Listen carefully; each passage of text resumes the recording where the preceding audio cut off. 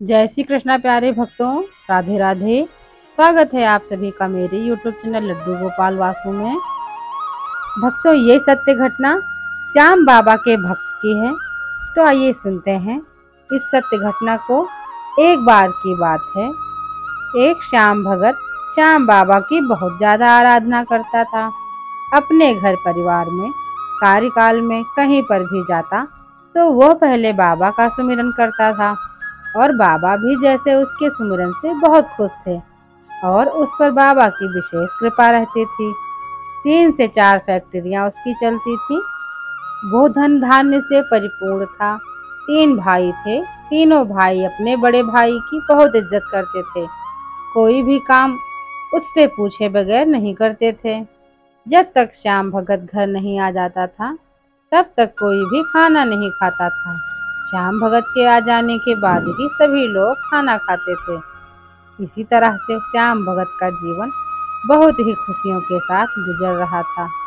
उसने अपने घर के अंदर प्रवेश करते ही सामने श्याम बाबा की बहुत बड़ी प्रतिमा लगा रखी थी। ऐसे ही उसने श्याम बाबा की प्रतिमा अपने फैक्ट्री और कार्यालयों में भी लगा रखी थी।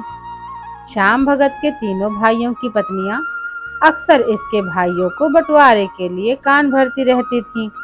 लगातार ऐसा करने से तीनों भाई आपस में मंत्रणा करते हैं और एक दिन खाने की टेबल पर अपने बड़े भाई से बोल देते हैं कि अब बंटवारा कर लो, हम लोग एक साथ नहीं रह सकते। श्याम भगत को यह सुनकर बहुत दुख हुआ।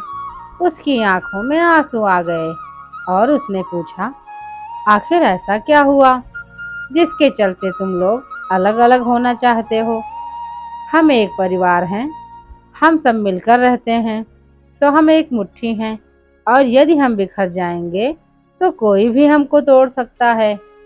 हम आज के माहौल में अपने आप को संभाल कर नहीं रख पाएंगे और हमारा व्यापार पूरी तरह से खराब हो जाएगा।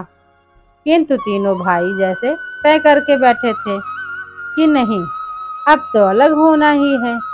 श्याम भगत के लाख समझाने के बाद भी जब देखा कि तीनों भाई किसी भी तरह से मानने वाले नहीं हैं, तो उसने हाँ कर दी और बिना खाना खाए ही अपने कमरे में चला गया। आज तक की जिंदगी में पहली बार ऐसा हुआ कि श्याम भगत खाने की थाली पर से बिना खाना खाए ही उठा। आज चाह कर भी अपने आंसू नहीं रोक पा रहा था और बहुत जोर जोर से कमरे में आकर रोने लग जाता है। लेकिन बाहर बहुत ज्यादा खुशी का माहौल था। श्याम भगत की पत्नी भी उन लोगों के साथ अपना हिस्सा मांगने की तैयारी कर रही थी। अगली सुबह वापस उसी खाने की टेबल पर सभी लोग पुनः मिलते हैं नाश्ते के लिए। लेकिन श्याम भगत अभी भी कुछ नहीं खाता और श्याम बाबा की प्रतिमा के हाथ जोड़कर घर से निकलते हुए कहता है कि आज तुम तीनों को शाम तक अपने अपने हिस्से के कागजात मिल जाएंगे। यह कहकर चलने ही लगा था कि तभी उसकी पत्नी ने भी कहा, एक बार मेरी भी सुनते जाओ, मुझे भी अपना हिस्सा चाहिए। मैं भी तुम्हारे साथ नहीं रहना चाहती। मुझे मेरा अलग हिस्सा दे दो ताकि मैं अपनी कमाई खुद कर सकूं। श्याम भगत जैसे एकदम से मरने को हो गया था, लेकिन फिर भी अपने आप को संभाला और संभालते हुए बोला कि ठीक है, मैं तुम्हारे लिए भी शाम तक कागज बनवा देता हूँ। उसके बाद तुम भी अपना हिस्सा लेकर अलग रह सकती हो। शाम को जब श्याम भगत घर वापस आया, वह अपने साथी वकील को भी लाया था और 5-6 गवाह भी लाया था। सबको उनके हिस्से की एक एक कंपनी दे दी और अपनी पत्नी को अपनी कंपनी का आधा मालिक बना दिया। इस तरह सभी को उनके हिस्से के कागजात दिलवा दिए। रात को फिर श्याम भगत बिना खाना खाए ही अपने कमरे में चला गया था और किसी से भी कोई बात नहीं की। लगातार 15 दिन ऐसे ही गुजर गए। श्याम भगत का काम में बिल्कुल भी मन नहीं लग रहा था। घर में भी अब कोई एक जगह बैठकर खाना नहीं खाता था। यह सब देखकर श्याम भगत हर पल दुखी रहता था, लेकिन वो लगातार श्याम बाबा की भक्ति करता रहता था और श्याम बाबा से कहता था कि बाबा संभाल ले, अब सब कुछ तेरे हवाले है। वो खड़े खड़े बाबा की प्रतिमा से बात कर ही रहा था कि तभी फोन बजता है, साहब जल्दी आइए, फैक्ट्री में आग लग गई है और सारा सामान जल चुका है। श्याम भगत के पैरों के नीचे से जैसे जमीन ही निकल गई हो। वो जोर जोर से चिल्लाता है, अपने भाइयों के नाम ले लेकर कि जल्दी आओ, फैक्ट्री में चलना है, फैक्ट्री में आग लग गई है। लेकिन उसकी बात कोई नहीं सुनता और सब कहते हैं कि तुम्हारे हिस्से की फैक्ट्री में आग लगी है तो तुम जाओ, हम क्यों अपनी नींद खराब करें। श्याम भगत को कुछ नहीं दिखाई दे रहा था। उसने बाबा के सामने फिर से हाथ जोड़े और बाबा से कहा, हे बाबा, अब तू ही बचा सकता है, संभाल ले बाबा। और वो गाड़ी लेकर निकल पड़ता है। रास्ते में उसे वो कंपनियां दिखाई देती हैं जो उसने अपने भाइयों के नाम कर दी थी। वो उनको देखते हुए आगे निकल जाता है। अभी थोड़ी दूर चला ही था कि फोन आता है कि मैं बैंक मैनेजर बोल रहा हूँ, सुना है तुम्हारी कंपनी में आग लग गई है, तुम चारों भाइयों का बिजनेस भी अलग हो गया है, तुम लोगों ने जो लोन लिया था वो सिर्फ तुम्हारे नाम है, तुम्हें 15 दिन के अंदर अंदर वो लोन वापस देना होगा, क्योंकि अब तुम्हारे पास कोई व्यापार नहीं है, इसलिए बैंक का बहुत ज़्यादा इंतज़ार नहीं कर सकता। श्याम भगत गिड़गिड़ाता रह जाता है, लेकिन वो बैंक मैनेजर उसकी एक नहीं सुनता और फ़ोन काट देता है। श्याम भगत गाड़ी में लगी हुई बाबा की प्रतिमा को फिर से देखता है और कहता है कि बाबा सब तेरे हवाले है, और वो तेजी से अपनी फैक्ट्री की तरफ बढ़ जाता है। थोड़े ही समय में वो फैक्ट्री के पास पहुंचता है तो देखता है कि बहुत बुरी तरह से आग लगी हुई थी। लग रहा था जैसे सारा सामान जल चुका होगा, अंदर कुछ भी नहीं बचा होगा। दमकल की 5 गाड़ियां आग बुझाने में लगी हुई थीं और वो बाहर लगातार श्याम बाबा को याद किए जा रहा था। कुछ ही समय के बाद आग को पूरी तरह बुझा दिया गया। आग बुझते ही वो कंपनी में दौड़ा। श्याम बाबा की प्रतिमा तक आग नहीं पहुंची थी, इसलिए श्याम बाबा की प्रतिमा पूरी तरह से सुरक्षित थी। यह देखकर श्याम भगत बाबा के सामने नतमस्तक हो जाता है। बाबा, अब तुम सुरक्षित हो तो मैं सुरक्षित हूँ, यह बोलते हुए उठकर अपने कार्यालय की ओर जाता है। देखता है कि सारे कागजात जल चुके हैं, कुछ भी नहीं बचा। पूरी कंपनी राख का ढेर बन चुकी थी। वो जैसे तैसे हिम्मत करके घर वापस जाता है और आकर अपनी पत्नी से कहता है कि एक बार तुम अपने हिस्से के शेयर बेचकर मुझे थोड़ा पैसा दे दो, ताकि मैं वापस से अपना कारोबार शुरू कर सकूं। किंतु पत्नी ने साफ साफ मना कर दिया और कहती है कि अब तुम पूरी तरह से कंगाल हो चुके हो और आज से हमारा पति पत्नी का रिश्ता भी खत्म। श्याम भगत जैसे आज पूरी तरह से मर चुका था, लेकिन फिर भी सांसें तो थी ही, क्यों रुकने का नाम नहीं ले रही थी। दिल की धड़कन भी उसको साफ साफ सुनाई दे रही थी। लेकिन कहते हैं ना कि हाय रे किस्मत, तू मेहरबान तो गधा भी पहलवान। श्याम भगत लगातार बाबा के नाम का जाप करता रहा और मन ही मन बाबा से कहता है कि बाबा सब कुछ तेरे हवाले, तू बचाए तो बचा ले, डूबा ना है तो डूबा दो, मैं तैयार हूँ। 2-3 दिन गुजर जाते हैं, लेकिन कहीं से कोई इंतज़ाम नहीं हो पा रहा। फैक्ट्री भी पूरी तरह से जल चुकी थी, इसलिए वहां जाकर भी कोई फायदा नहीं था। लगातार श्याम भक्ति चलती रहती है। मन से दुखी होता है, लेकिन फिर भी जाप बत्ती में लगा रहता है। तभी 5वें दिन एक फोन आता है और कहता है कि मैं इस होटल में तुम्हारा इंतजार कर रहा हूँ, तुम जल्दी जल्दी से वापस आ जाओ, तुमसे कुछ जरूरी बात करनी है। श्याम भक्त ने उसकी बात भी पूरी सुनी नहीं थी, न ही यह समझ आ रहा था कि यह व्यक्ति कौन है। लेकिन फिर भी हिम्मत करके वह उस होटल के लिए निकल जाता है। अब उसे यह पता नहीं था बुलाया किस व्यक्ति ने। अपने मोबाइल से उस नंबर पर कॉल करता है। वह व्यक्ति फोन उठाता है और सामने आ जाता है। उसको सामने आया हुआ पाकर उसके पास चला जाता है। पूछता है, कौन हो आप? आपने मुझे क्यों बुलाया?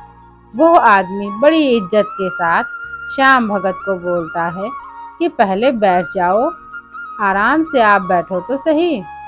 बैठ जाने के बाद श्याम भगत पूछता है, कृपया करके आप बताएं कि आप कौन हैं और आपने मुझे यहाँ कैसे बुलाया?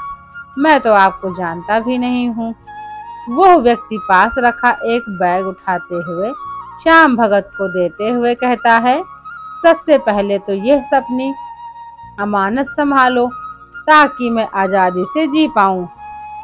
श्याम भक्त जब उस सूटकेस को खोलता है तो देखता है उसमें बहुत सारे पैसे हैं। वो पूछता है कि मैं समझ नहीं पा रहा हूँ। आया हुआ व्यक्ति अपना नाम श्याम सुंदर बताता है और अपना परिचय देते हुए कहता है कि मैंने तुम्हारे पिता से एक समय में 80 लाख रुपए लिए थे और उन्होंने मेरे को कहा था कि जब भी तुम्हारे पास हो तो तुम ये पैसा वापस लाकर सिर्फ मेरे बड़े बेटे को ही देना। यह सुनकर श्याम भगत की आंखें खुली की खुली रह गईं। वो बोला, पिताजी ने ऐसा क्यों बोला होगा? हम तो 4 भाई हैं, चारों का हिस्सा होना चाहिए। तो उस व्यक्ति ने कहा कि तुम्हारे पिता ने बताया था कि यह 80 लाख सिर्फ तुम्हारे द्वारा की गई मेहनत से आए हुए हैं। तुम्हारे तीनों भाई निकम्मे भाई उस समय कंपनी नहीं आते थे और अपनी पत्नियों के साथ अक्सर बाहर घूमने को जाया करते थे। वो पैसे देखकर श्याम भगत बहुत खुश हो जाता है और श्याम बाबा को मन ही मन याद करता है। साथ ही अपने पिता का भी शुक्रिया अदा करता है जो कि इस समय दिवंगत हो चुके थे। श्याम भगत वहां से पैसे लेकर वापस अपने घर की तरफ निकल पड़ता है। तभी रास्ते में मैनेजर का फोन आता है कि आपको पैसों का इंतजाम अगले 3 दिन में ही करना होगा। श्याम भक्त अब पूरी तरह से निश्चिंत था। कहता है, मैनेजर साहब, अभी आपके पास आ रहा हूँ।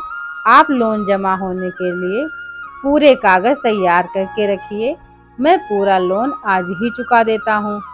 मैनेजर इधर यह बात सुनकर पूरी तरह से चौंक पड़ता है और श्याम भगत के छोटे भाई को फोन मिलाकर सारी बात बताता है। लेकिन उधर से फोन पर छोटा भाई बोलता है कि बड़े भाई का मानसिक संतुलन बिगड़ गया है, पूरी तरह से बर्बाद होने के कारण आप उनसे मिल लो, उसके पास पैसे वैसे कुछ नहीं हैं। थोड़ी ही देर बाद श्याम भगत मैनेजर के घर पहुंच जाता है। मैनेजर से पूछता है, क्या आपने पूरा लोन चुकाने का लेटर तैयार कर लिया है? श्याम भगत की बातें सुनकर मैनेजर बोलता है कि पहले मैं टोटल आपका चेक करता हूँ और बताता हूँ कितना लोन आपको चुकाना है, उसके बाद मैं आपका लेटर तैयार कर देता हूँ। आप मुझे पैसे दे दीजिए, आपका लोन जमा होने का लेटर मैं अभी ऑनलाइन तैयार करवा देता हूँ। मैनेजर ने कुछ चेक करने के बाद बताया, आपका टोटल लोन 45,96,013 रुपए का है। आप मुझे पैसे दे दीजिए, मैं लेटर तैयार करवा देता हूँ। श्याम भगत ने बैग खोला, 2000 के नोट की गड्डियाँ निकाली, कुछ 100 के नोट की गड्डियाँ, टोटल 45,90,013 रुपए का भुगतान मैनेजर को करते हुए अपने मोबाइल से फोटो ले लिया और वीडियो भी बना लिया। मैनेजर ने फ़ोन पर 2-3 लोगों से बातचीत की और थोड़ी ही देर में श्याम भगत की मेल के ऊपर एक लेटर आ गया जिसमें बताया गया था कि आपका पूरा लोन जमा हो चुका है, अब बैंक आपसे कुछ भी नहीं मांगता है।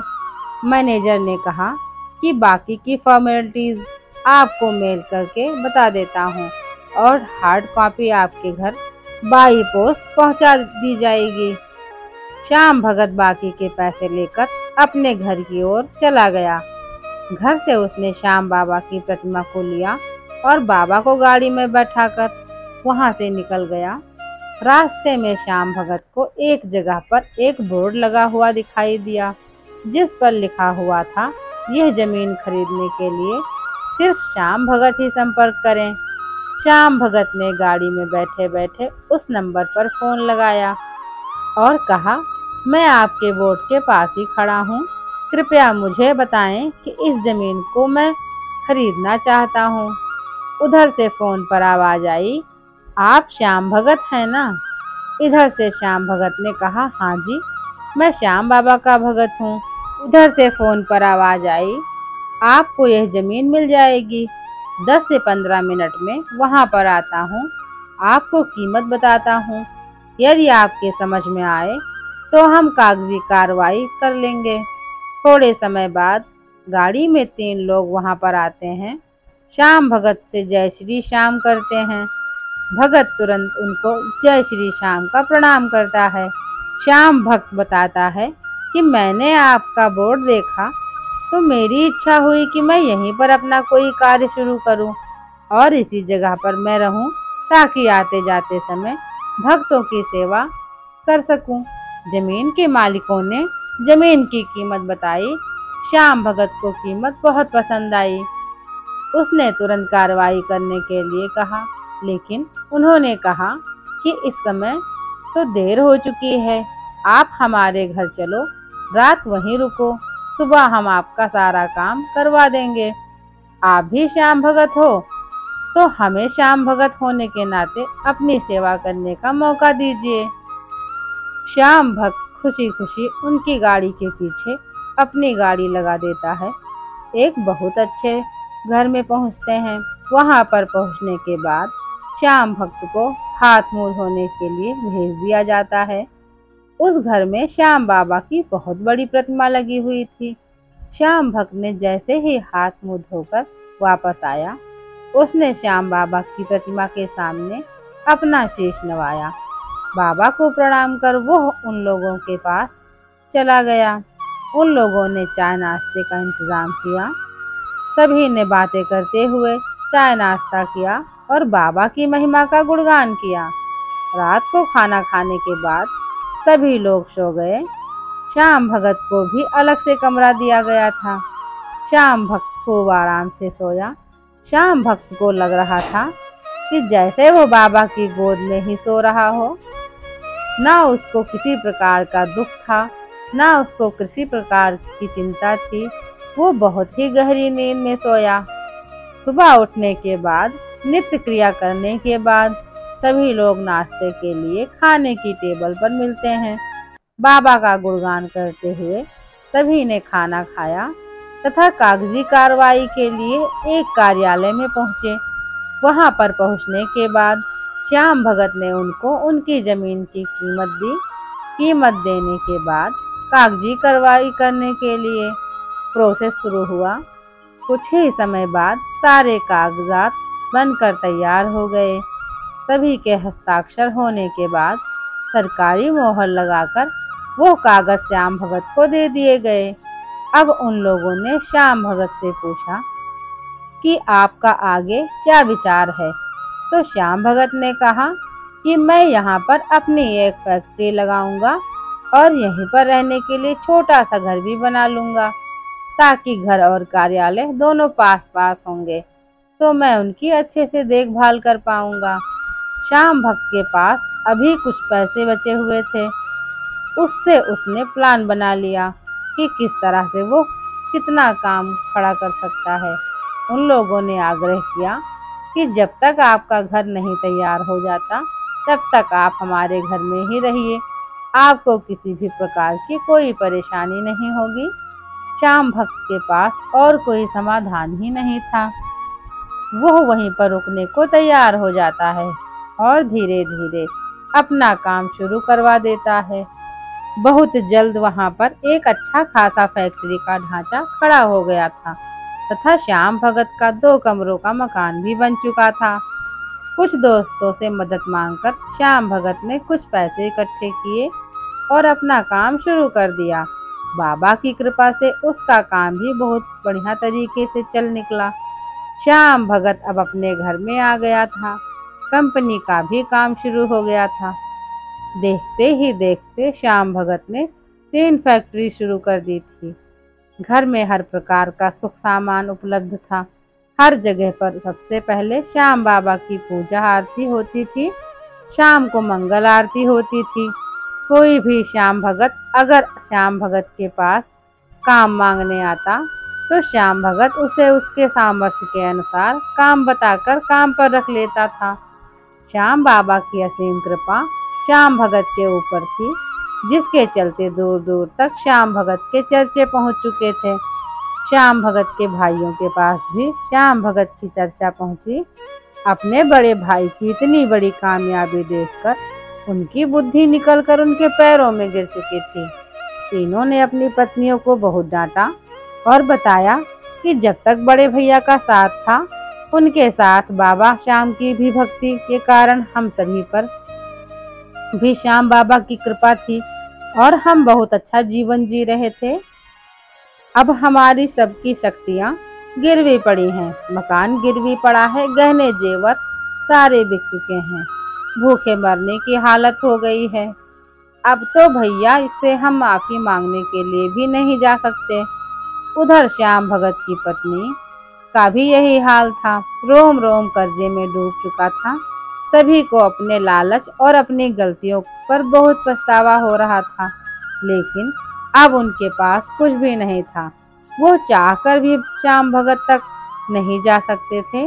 जो कुछ था उसमें उनको गुजारा करना ही था। इसीलिए तो कहते हैं कि अच्छी नीयत से, निस्वार्थ भाव से अगर भक्ति की जाए और किसी का बुरा नहीं सोचा जाए, तो लगातार अपने कर्म पर ध्यान दिया जाए, तो निश्चित रूप से भगवान हमेशा आपके साथ हमसाया बनकर रहते हैं। श्याम बाबा की कृपा आप सभी भक्तों पर सदैव बनी रहे। प्रिय भक्तों, श्याम बाबा का ये सुंदर प्रसंग, ये सच्ची घटना आपको कैसी लगी, कमेंट बॉक्स में जरूर बताएं। वीडियो अच्छी लगे तो वीडियो को लाइक करें। इसी तरह की और वीडियो सुनने के लिए मेरे चैनल को सब्सक्राइब करें। कमेंट बॉक्स में जय श्री कृष्णा, राधे राधे, हरे कृष्णा, जय श्री श्याम लिखना बिल्कुल ना भूलें। मिलते हैं एक नई वीडियो के साथ, तब तक अपना ख्याल रखें। धन्यवाद। जय श्री कृष्णा, राधे राधे।